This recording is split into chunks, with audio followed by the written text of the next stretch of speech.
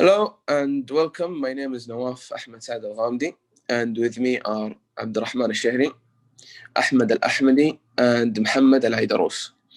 We are Group 2020, and today we are doing a proposal presentation concerning the CPCS 202 exams methods. We will be pointing out problems, giving solutions, and even answering any possible concerns.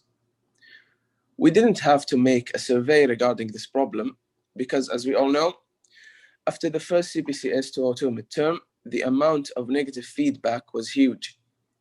Most of us were disappointed and lost a lot of grades. But before I start with the problem, here's a quick overview. We are going to start with the main problem and give a solution. After that, we will address any possible concerns or downsides that the solution might raise. We will then dive into the benefits coming from the solution and more.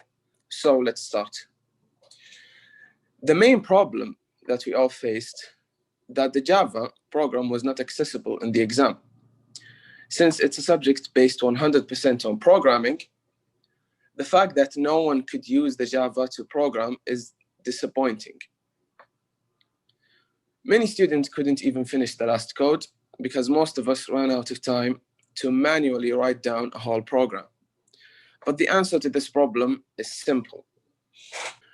We know that using pen and paper to program is arguably the best way to assess a student's ability to program, but we were not taught to program using pen and paper in this course.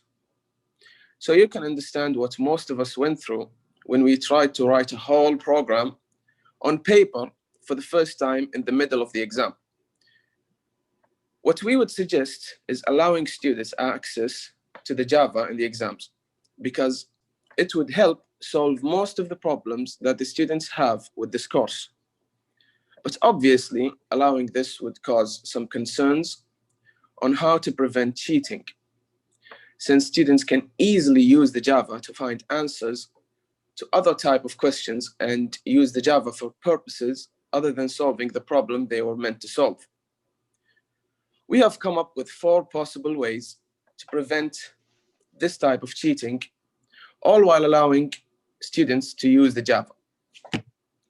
Right, so method one, since it's almost impossible to watch over every student using the Java and making sure that none of them cheat in any possible way, we would advise that all computers and screens used by the students are monitored using a recording program that can be later viewed and analyzed for any possible cheating. This method is possible using many recording programs like OBS Studio, PowerSoft Unlimited, Screen-O-Matic, and Ace Thinker. All these programs are free and can record the whole exam. All that is needed is storage for the video to be stored in, which we don't think is going to be a problem, since buying storage for the exams cannot be so expensive for our university.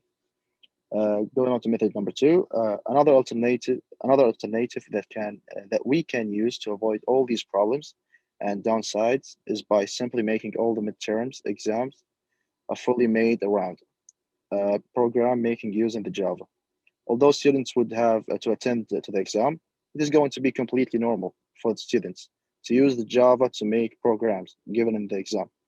And you would not need to use any means to record the students or waste any time going over all these recordings of the exam, or even spend any money on buying hard disks to store those recordings in. And by making the midterms a fully programmed making exam, we may have the final exam be pen and paper to test the students' understanding and other parts of the CPCS 202 course. Method number 3. Now we know that we can feel that our university is trying its best to avoid online exams. We think that it may be the answer to our problem. And with this method, we think it's going to be very easy to spot any cheating. This method is possible through a program or a bunch of programs that would have control over the student's computer and will detect any open tabs and forcibly close it. While this is not the best idea simply because it's a huge invasion of privacy, we are very positive that most of the students would gladly have their privacy invaded for a simple duration of time in exchange for a better chance of getting higher grades. Going on to method number 4.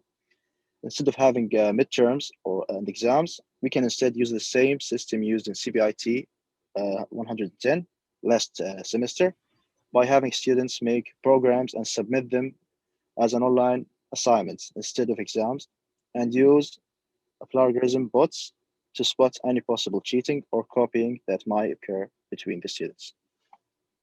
These are all the methods. Now we have talking about the solution and all the method to helpfully prevent cheating, all while allowing students the advantage of using Java in the exam.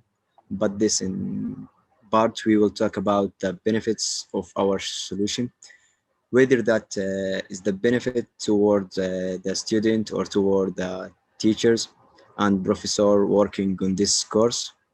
All of the solutions discussed above are really beneficial ones. One of the benefits is now we will not hear most of of students complain about time. As we heard, the student complaints time was the most common one by the solution given earlier. Every student might have just the amount of time they need in order to completely finish the exam, not necessarily correctly, but at least time will not be the major complaint. Another benefit is reducing the effort taken by the student in order to attend the exam, just like we heard from method number 4, because some of us live really far away from university, or some of us could be sick, or some of us don't even have transportation, so that we can be really helpful. We all understand that exams can usually be hard or time consuming. Some of the exams are difficult just because there aren't many solutions to these problems. Still, that does not mean nothing can be done regarding CBCS 202. In CBCS 202, actually the solution to this problem does exist. As we all know, many students couldn't even finish the last code because most of the students ran out of time thinking time will be enough, and they didn't think a code this long has to be written by their own hands. Some might say that they didn't manage their time efficiently, but some of us did and gave each question its time right and still couldn't fully finish the exam. As discussed before, an effectively solution is to allow students access to the Java in the exam. But all computers and screen used by the students should be monitored using a recording program. Ultimately, students aren't machines. They can't do everything so fast, so right. So before making the exam, instructors should put themselves in the student's place, and every exam will give each student their right.